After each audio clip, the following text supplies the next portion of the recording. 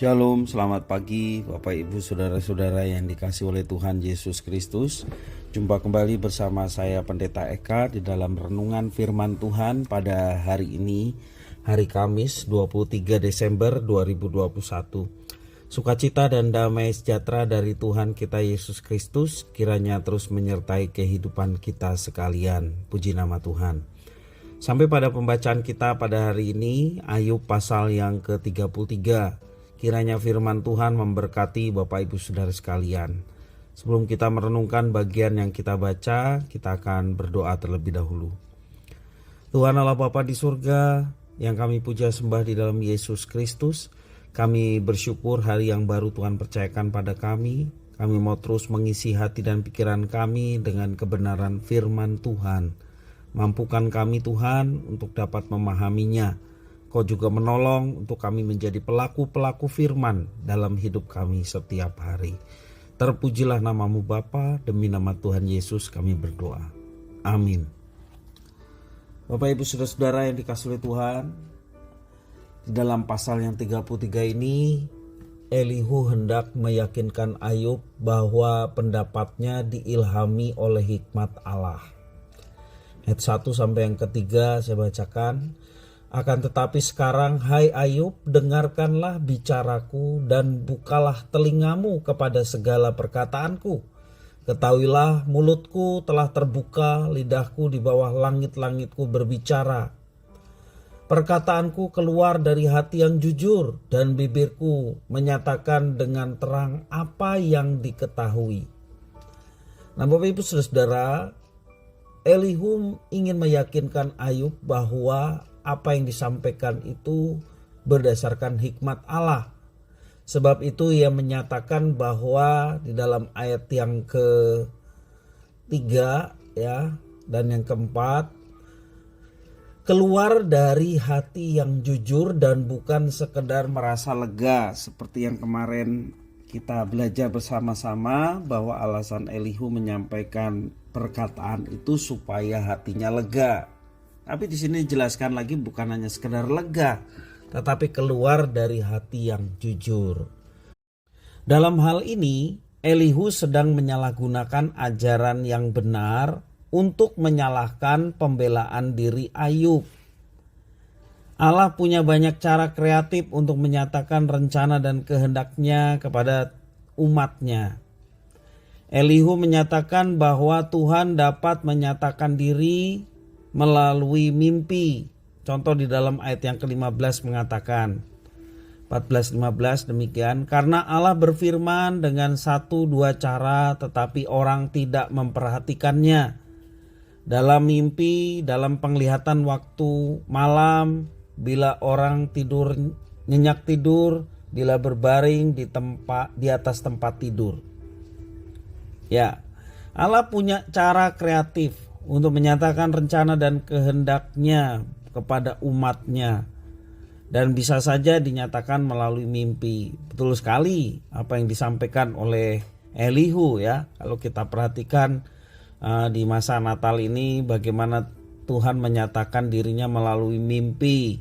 Baik kepada orang Majus, juga kepada Yusuf ya. Untuk bisa menjadikan Maria istrinya itu melalui mimpi. Itu contoh dalam konteks zaman Yesus.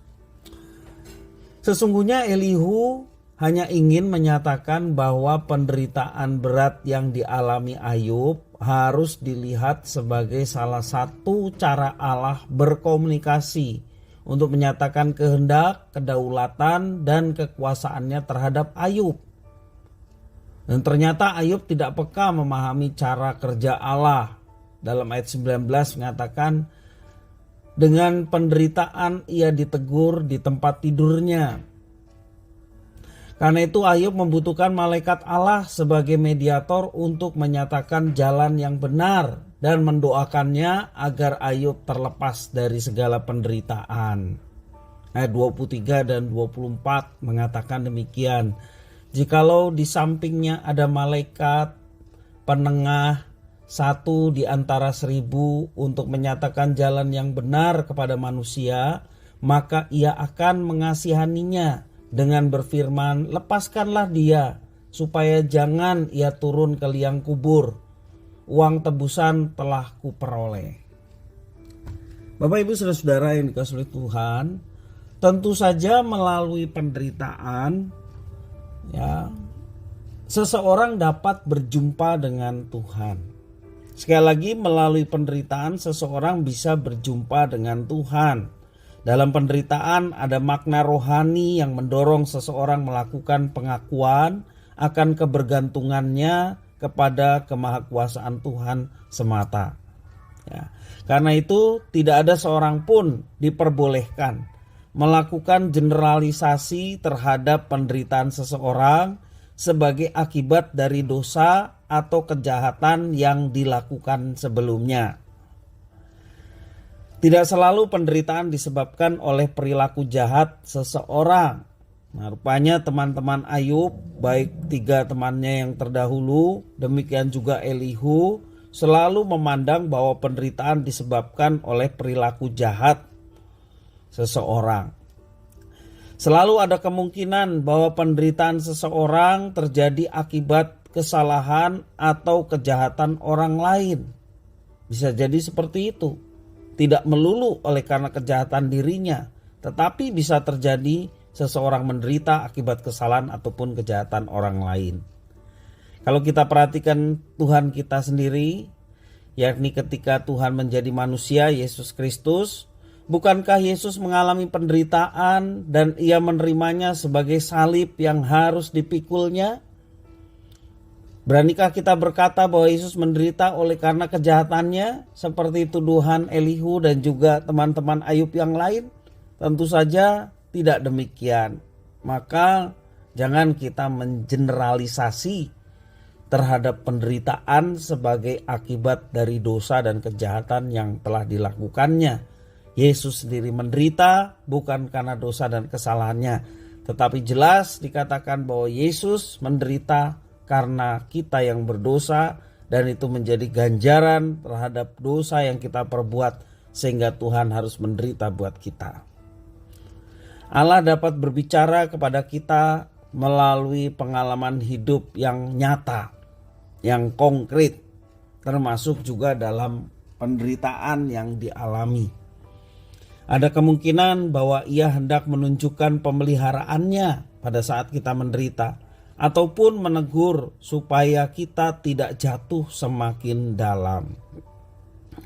Jadi Bapak Ibu Saudara, apapun yang sedang dialami, termasuk juga dalam penderitaan, kita harus melihat dengan kacamata Allah, bahwa Allah turut bekerja bahkan dalam penderitaan.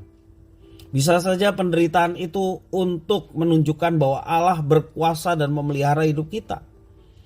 Bisa juga penderitaan itu Tuhan izinkan terjadi untuk menegur kita supaya kita bertobat, tidak jatuh semakin dalam sebuah kesalahan ataupun dosa. Bisa jadi seperti itu.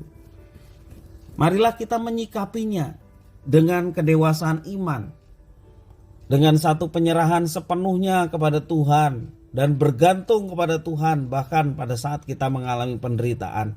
Percayalah, ketika kita bergantung sepenuhnya kepada Tuhan, maka Tuhan yang akan menuntun.